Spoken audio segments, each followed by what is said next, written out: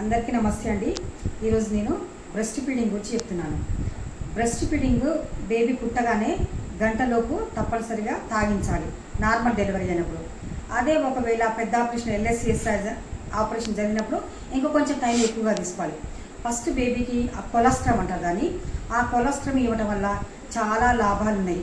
ఆ కొలెస్ట్రామ్లో ఎక్కువగా మాంసకృతులు అంటే ప్రోటీన్ ఉంటుంది, గ్లూకోజ్ అంటే చక్కెర స్థాయిలు ఉంటాయి, అట్లాగే కార్బోహైడ్రేట్స్ అంటే పిండి పదార్థాలు ఉంటాయి. దీని అంతేకాకుండా బిడ్డని కాపాడడానికి దాంట్లో యాంటీబాడీస్ అనేటివి చాలా ఎక్కువగా ఉంటాయి. ఈ ముర్రుపాలు 3 రోజులు మాత్రం వస్తాయి. బిడ్డ పుట్టిన వెంటనే 3 రోజులు ముర్రుపాలు వస్తాయి. తప్పనిసరిగా తాగించండి. కొంతమంది ముర్రుపాలు తాగించరు, కానీ అలా చేయకూడదు.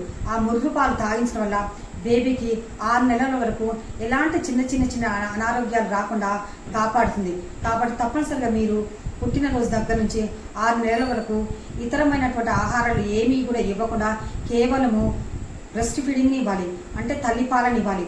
తల్లిపాలలో చాలా ఆరోగ్యవంతమైనటువంటి ప్రయోజనకరమైనటువంటి ప్రోటీను, గ్లూకోజు, కార్బోహైడ్రేట్స్, ఫ్యాట్స్ అంటే కొలెస్ట్రాల్, ఫ్యాట్స్ అంటే కొవ్వు పదార్థాలు చాలా ఎక్కువ ఉంటాయి. బేబీ ఆరోగ్యానికి ఎంతో దోహదపడతాయి, అలాగే బరువు పెరగడానికి కూడా ఎంతో దోహదపడతాయి. Thank you. Please like, share, subscribe.